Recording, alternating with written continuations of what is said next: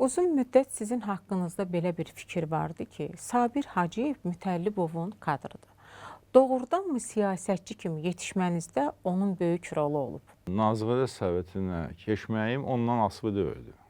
Əslində o istəmirdi. Aha, maraqlıdır. O vaxtın Nazirlər Sovetinin aparatın rəhbəri işlər müdiri gedirdi. O da rəhmətli Mikayıl Əzizov Nəzərov idi, Əzizoğlu Nəzərov idi. Evet. Onun təqidi ilə əslində o istəmirdi. Və deyirdi ki, yox, niyə, bəs cavandır, bəs başqa bir kimsə olsun və s. Başqa bir nəfər istəyirdi.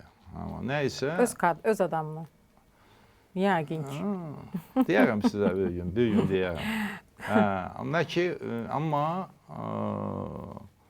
və uzun çəkdi o. O yer vakans oldu xeyli müddət. İstəmirdi, nəhayət axırda məsləhət oldu və mən onunla işlədim 2 ay yarım. Sonra 2 aya yaxın Nazirlər Sovetinin sədri gəldi Həsən Həsənov. Uzun müddət onunla işlədik. Sonra Prezident Usul İdarəsi yaradılanda həmən o Mikayıl Nəzərov getdi Prezident aparatının rəhbəri. Yenə də məni dəvət elədi.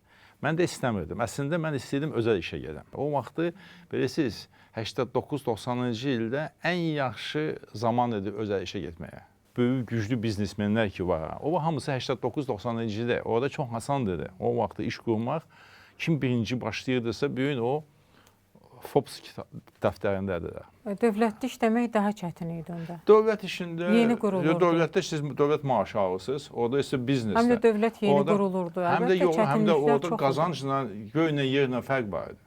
Mən deyim ki, siz bilirsiniz ki, mən rəsmi milyarder ola bilərəm. Yəni ki, həqiqətən o vaxtı, amma hələ də belə bir təfəkkür var idi ki, yox, dövlət işi. Nə evdəkilər başa düşmədilər, nə atam başa düşmədi, yox, hara gedirsən. Belə də məni çox təkidlə Mikayıl Nəzərov prezident aparatına apardı.